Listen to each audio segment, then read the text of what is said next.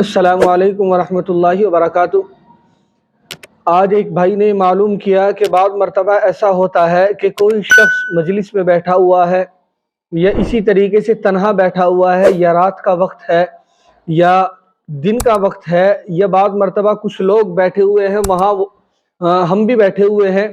तो क्या मजलिस में बैठकर या तन्हाई में बैठकर या दिन के किसी हिस्से में बैठकर चारपाई पर, कुर्सी पर या किसी बेड वगैरह पर क्या पैर हिलाना ये शरीयत के एतबार से कैसा है? वो कहते हैं कि बाद इस बारे में ये कहते हैं कि ये मनहूस है, ये शरीयत की नज़र में सही नहीं है।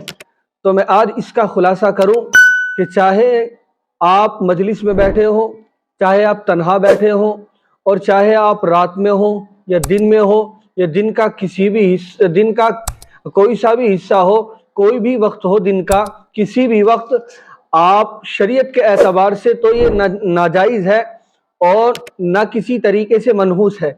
बल्कि हमें इसका अकीदा भी नहीं रखना चाहिए कि अगर आप किसी शख्स के सामने बैठकर पैर हिलाते हैं तो ये मनहूस है और ये शरीयत के एतबार से जायज़ नहीं है। तो शरीयत के एतबार से नाजायज़ का तो कोई मामला नहीं है, न मनहूसियत का कोई मामला है। शरीयत के एतबार से ना तो पैर हिलाना मनहूस है और ना नाजायज़ है। अलबत्ता ये एक अच्छी न लगने वाली चीज़ है कि आप जब मजलिस में बैठे हुए हैं या इसी तरीके से जो है कुछ लोग बैठे हुए हैं आपके आसपास, वहाँ आप भी बैठे हुए हैं, आप बैठकर पैर इस तरह हिला रहे हैं, कोई आगे को पीछे को किसी भी तरीके से उसकी पैर हिलाने की कोई भी कंडीशन है तो एक देखने में अच्छा नहीं लगता। ये बेतहजीबी वाली बात तो हम कह सकते हैं। अलबत्ता ना तो हम इसका अकीदा रखेंगे कि ये पैर हिलाना मनहूस है, और ना हम इसका अकीदा रखेंगे कि ये शरीयत में जायज़ नहीं है, और ना हम इसका गुमान रखेंगे कि अगर कोई रात के वक्त पैर हिलाता है चारपाई से नीचे पैरों को लटकाकर तो ये मनहूस है। और ये अकीदा हमारे जहन में नहीं होना चाहिए। हाँ, अलबत्ता ये तहजीब के ख़िलाफ़ है।